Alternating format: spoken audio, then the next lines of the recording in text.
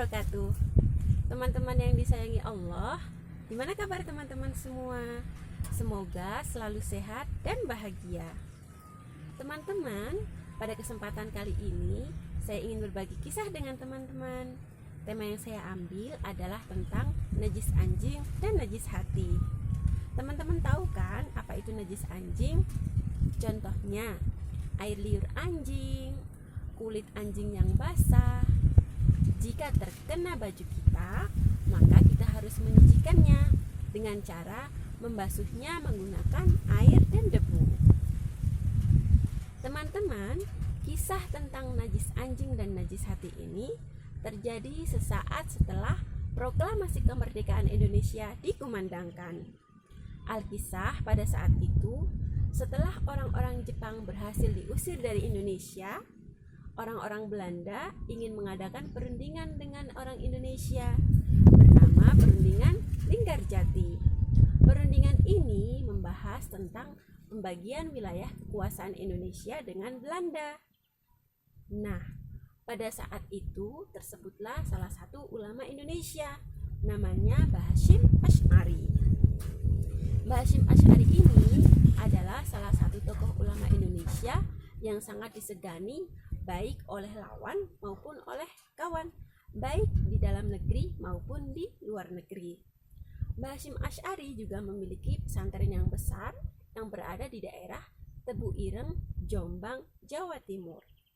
Selain terkenal sebagai ulama, Mbah Hasyim Asy'ari juga terkenal sebagai pejuang yang sangat gigih melawan penjajah. Nah, teman-teman, pada saat itu Mbah Hasyim Asy'ari sangat menolak hasil perundingan Linggarjati. Kenapa? Karena menurut beliau, Indonesia itu merdeka atas hasil usaha orang-orang Indonesia. Jadi, wilayah Indonesia tidak boleh dibagi dengan siapapun, begitu kata beliau. Nah, menghadapi situasi ini, Gubernur Hindia Belanda yang bernama Pak de Van Mook, dia memutar otak bagaimana caranya rakyat itu mau menyetujui perundingan Linggarjati. Setelah berpikir cukup lama, kemudian beliau memutuskan untuk mendekati Mbah Hasyim Asy'ari agar kalau Mbah Hasyim Asy'ari setuju dengan perundingan Linggarjati, maka rakyat akan mengikuti keputusan beliau. Akhirnya Pak de Van Mook mengutus Pak de Plas dan Pak de Smith untuk menemui Mbah Hasyim Asy'ari dan membujuk beliau agar beliau mau menyetujui perundingan Linggarjati. Nah, teman-teman, pada hari yang ditentukan, berangkatlah dua Pak de itu, yaitu Pak de Plas dan Pak de Smith, diiringi beberapa pengawal menuju pesantren Tebu Ireng, Jombang. Kebetulan pada saat itu Pak de Plas membawa seekor anjing yang cukup besar. Nah, ketika sampai di pagar pesantren, Pak de Plas meletakkan anjingnya di luar pagar pesantren. Perbuatan itu sekaligus menurut Pak de Plas untuk mengambil hati Mbah Hasyim Asy'ari dan para santri, karena menurutnya anjing adalah hewan yang sangat dibenci oleh orang Islam. Nah, setelah memasuki halaman pesantren dan bertemu dengan Mbah Hasyim, Pak de Plas menyapa Mbah Hasyim Asy'ari. "Selamat pagi, Mbah," begitu katanya. Mbah Hasyim kemudian mempersilahkan dua tamu berserta para pengawalnya memasuki rumah beliau. Kemudian beliau menyuruh salah satu santri untuk menyediakan kopi dan cemilan. Setelah semuanya terhidangkan di atas meja, Mbah Hasyim Asy'ari mempersilahkan para tamunya untuk menyicipi cemilan dan minum kopinya. Nah, setelah berbincang-bincang cukup lama tentang santri, tentang kebun, tentang kolam, tentang pesantren, Pak de Plas kemudian menyampaikan maksudnya. "Mohon maaf, Mbah, kami kesini ingin meminta Mbah agar Mbah mau menyetujui perundingan Linggarjati agar wilayah ini bisa dibagi dengan Belanda sehingga kita bisa hidup dengan berdampingan." Begitu kata Pak de Plas. Mbah Hasyim Asy'ari terdiam. 1 menit, 2 menit, Nah, setelah beberapa lama, Mbah Hashim Asy'ari kemudian memperhatikan luar rumahnya dan melihat anjing besar di pagar pesantren.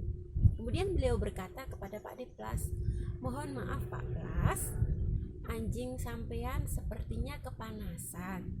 Silahkan dibawa masuk ke halaman pesantren, biar anjing itu berteduh di bawah pohon." Begitu kata Mbah Hashim.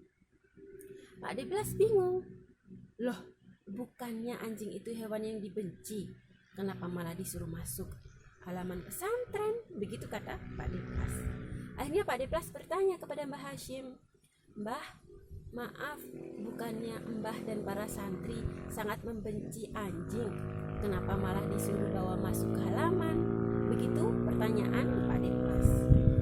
Mbah Hashim kemudian menjelaskan, "Pak Deplas, bukan dibenci, tapi dalam batas-batas tertentu anjing memang harus dijauhi agar tidak menyebabkan najis. Akan tetapi anjing tetap harus dimuliakan karena dia adalah salah satu makhluk Allah Subhanahu wa ta'ala." Akhirnya Pak Deplas menyuruh salah satu pengawalnya membawa anjing tersebut masuk dan berteduh di bawah pohon. Kemudian Mbah Hashim menyuruh santrinya, Mas Fulan, untuk memberikan air minum kepada anjing tersebut. Nah, setelah hampir 1 jam bertamu di rumah Mbah Hashim, Pak Deplas, Pak De Smith, dan beberapa pengawalnya memohon pamit dengan perasaan yang sangat kecewa karena Mbah Hashim tetap tidak mau menyetujui perundingan Linggarjati. Mbah Hashim tetap tidak mau kalau wilayah Indonesia dibagi dengan Belanda. Nah teman-teman, setelah 2 tamunya pergi, si Fulan, Mas Fulan ini mendekati Mbah Hashim dan bertanya, "Mbah, kenapa anjing itu disuruh masuk ke halaman pesantren?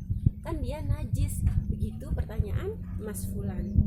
Kemudian Mbah Hashim menjawab dengan sangat bijaksana, "Wahai anakku, najisnya anjing itu bisa disucikan dengan air debu atau air sabun.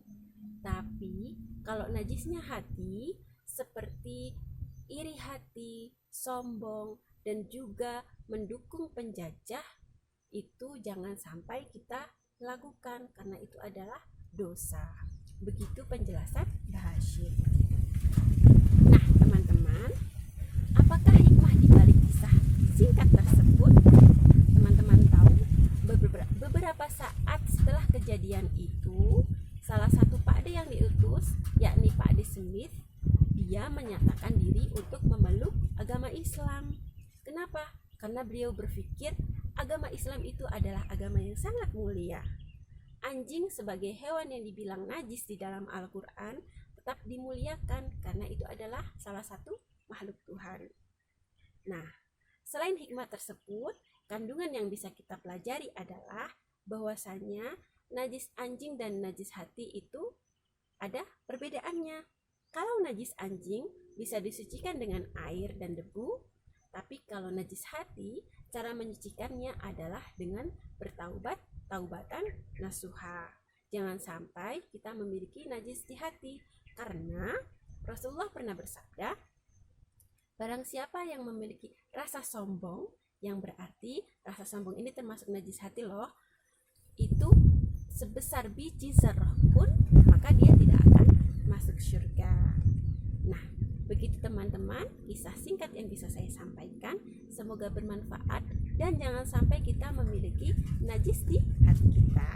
Salam, terima kasih. Assalamualaikum warahmatullahi wabarakatuh.